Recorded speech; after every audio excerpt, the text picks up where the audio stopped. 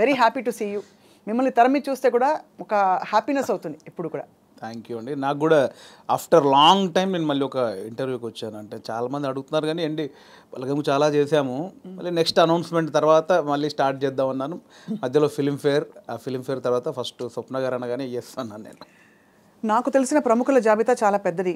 Congratulations. And వాళ్ళందరూ పెద్దవాళ్ళు. మీ సినిమాని మీరు లేనప్పుడు మెచ్చుకున్నారు. సంగీతం శ్రీనివాస్ గారు ఇటీవల చెప్పారు.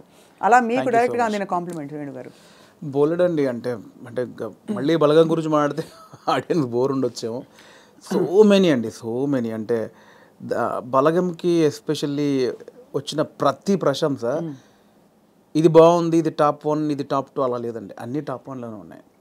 అంటే ఎవరు ఆ సినిమా గురించి మాట్లాడినా వాళ్ళ కళ్ళు, వాళ్ళ బాడీ మొత్తం మాడుతుంటే నాకు తెలుస్తుంది. ఆ ఎగ్జైట్మెంట్ తెలిసిపోద్ది కదండి. అంటే కంగ్రాచులేషన్స్ హిట్ కొట్టావు వేరు, దాని గురించి ఎక్స్ప్లెయిన్ చేయడానికి మన మాటలు లేవని వాళ్ళ బాడీలోనే షివరింగ్ నేను చాలా చూసాను. సో బలగం సినిమాకి లెక్కలేనని ఉన్నాయి, నాకు ఇది ఒక్కటే అని చెప్పలేనని ఉన్నాయి.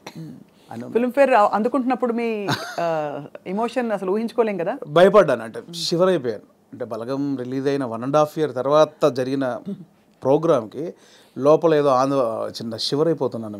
బేసికలీ ఇది నిజమా కాదా అంటే కాన్ఫిడెన్స్ అంటే డెఫినెట్లీ కొడతామని ఉంది.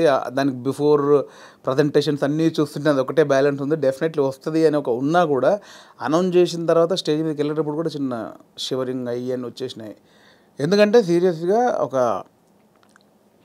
కెరియర్ స్టార్ట్ అయిన దగ్గర నుంచి లైక్ 2000 నుంచి నేను ఇండస్ట్రీలో ఉన్నాను.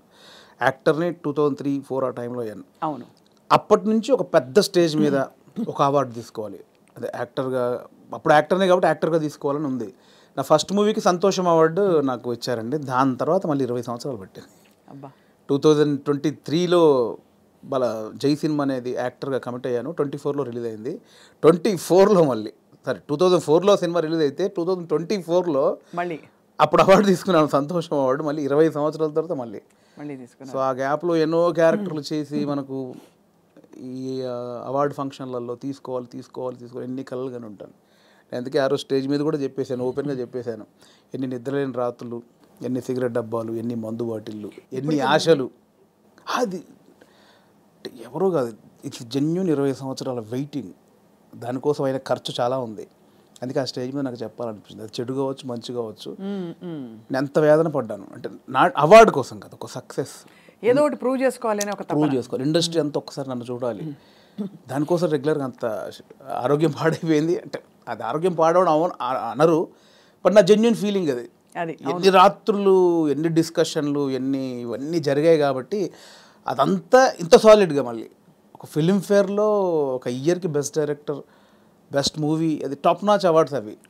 అందుకనే ఇప్పుడు లీగ్ మారిపోయింది. ఇంకా వాళ్ళ వేణుగారు గుర్తుపడతారా లేదా అనుకున్నాం మేము అందరం. అదేం లేదండి, బలగం వేనే ఎప్పుడు కమెడియన్ వేనే. ఇంక 20 సంవత్సరాల కూడా నన్ను కమెడియన్ వేన్గా చూడవచ్చు. నాకు అది ఇష్టం బాగా.